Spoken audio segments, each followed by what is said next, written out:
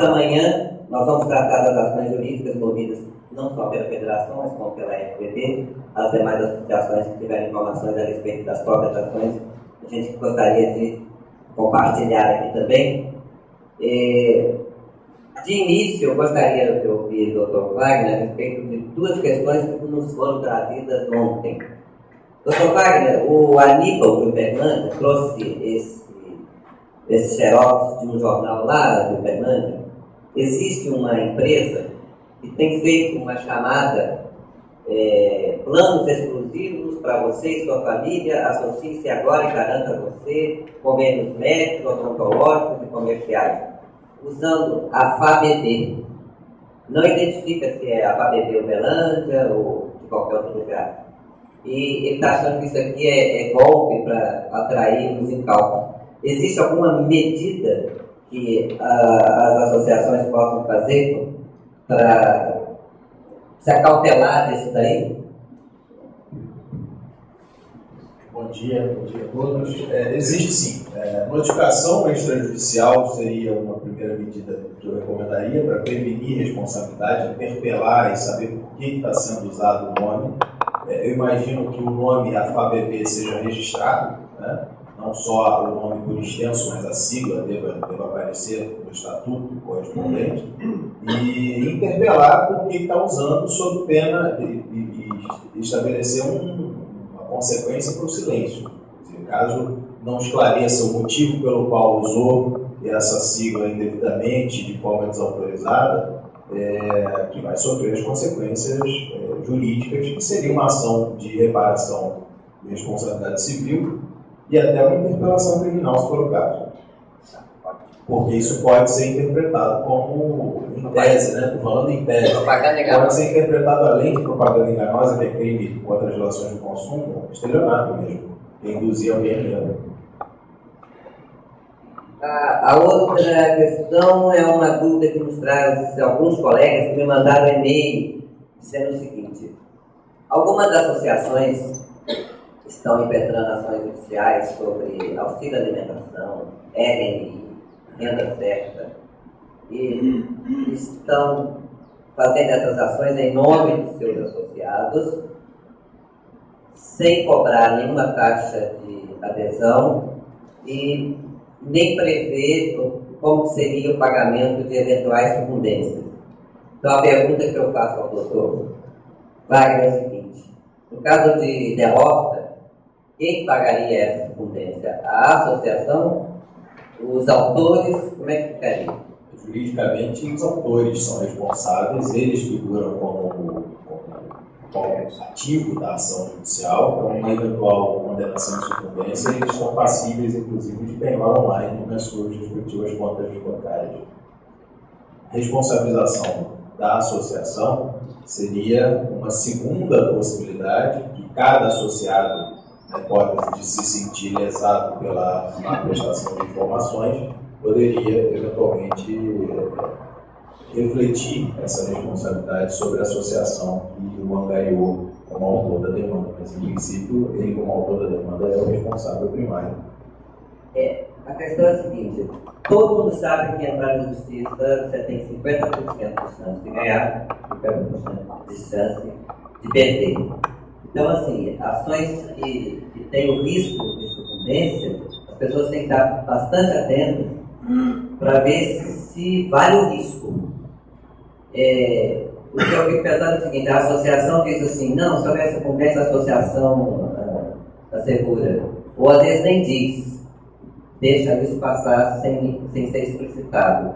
Então a justiça vai em cima primeiro do autor que está lá o nome na ação judicial. Sim, porque se não conseguir debitar da pessoa, vai cobrar da associação? Não. Na justiça nunca vai dizer. Não, o nome da associação não aparece no processo. A participação da associação é coadjuvante.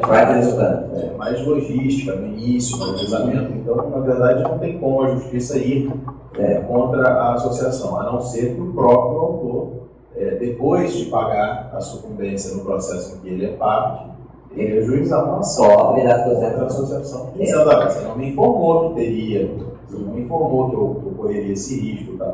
Qualquer ação judicial, como você disse, envolve risco. O fundamental é que a informação seja bem prestada. Né? Que as consequências de uma eventual sucumbência são essas. Então, desde que exista clareza, transparência nessa informação. No caso das ações de renda certa da Unanib, nós fizemos um contrato com o escritório Fernandes. A Unanib assume as despesas com o escritório, mas cada autor assinou um termo de conhecimento dizendo que há risco de sucumbência.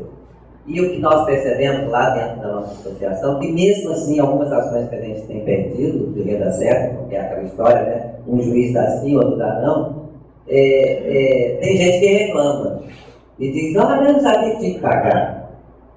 Então é muito importante que isso fique bem claro. Ninguém gosta de perder e pagar sucumbência, mas todo mundo dentro da justiça deve saber disso.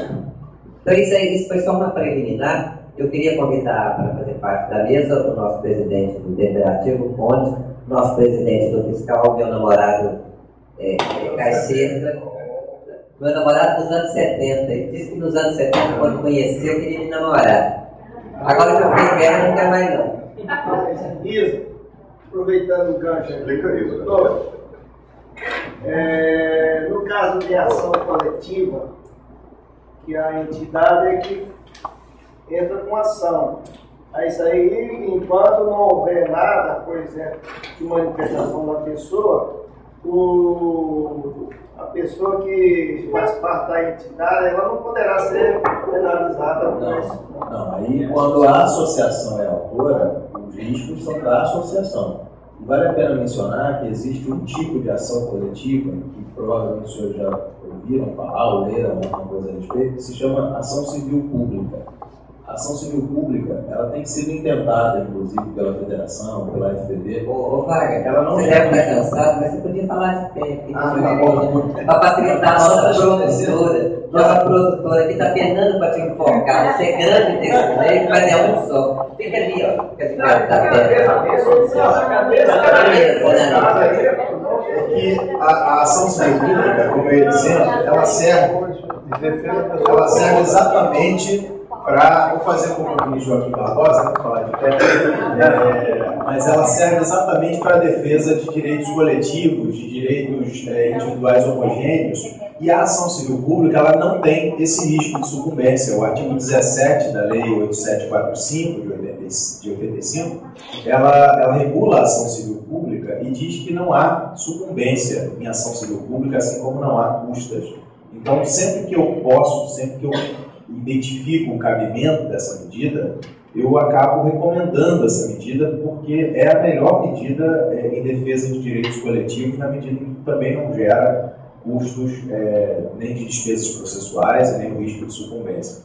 Isso é o próprio ordenamento que regula esse tipo de ação que diz isso. A dificuldade da ação civil pública é o trânsito dela, né, que envolve o Ministério Público, ela é mais demorada. Obrigatoriamente o Ministério Público tem que participar, mas até que não tem sido demorada. Por exemplo, houve uma ação que eu mencionei ontem, que foi ajuizada contra o Banco do Brasil, com o objetivo de torná-lo responsável. Torná-lo não, chamá-lo à responsabilidade que ele já tem de prestar assistência médica hospitalar aos funcionários. Eu disse isso ontem. Foi uma ação civil pública. Foi julgada rapidamente pela Justiça do Trabalho, teve participação do Ministério Público na emissão do parecer, mas não é algo tão desvantajoso do ponto de vista do tempo que torne não recomendável. Eu acho que a falta do risco de sucumbência faz compensar, sobretudo porque a gente está brigando com gigantes. As demandas que são ajuizadas pela FPB, pela FAAB, são demandas que envolvem como réus Banco do Brasil, Previ, são gigantes. Então, são sempre lutas muito desiguais e com alto risco, né? Por conta disso é que eu recomendo realmente a ação civil pública. Antes de a gente iniciar, só porque me ocorreu agora, eu não quero deixar passar, eu recebi uma sugestão da nossa reunião da federação, fazer um voto de aplauso e louvor ao ministro Joaquim Barbosa pela sua postura no Supremo. Eu gostaria de uma salva de palmas aqui ao ministro.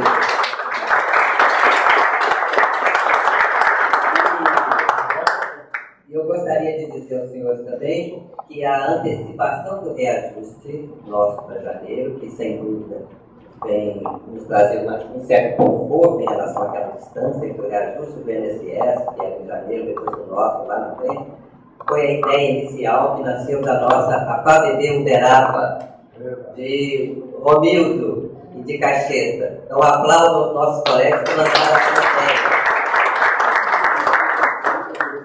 Bem, nosso assunto hoje são ações judiciais e quem vai contar essa história para nós é o Dr. Wagner.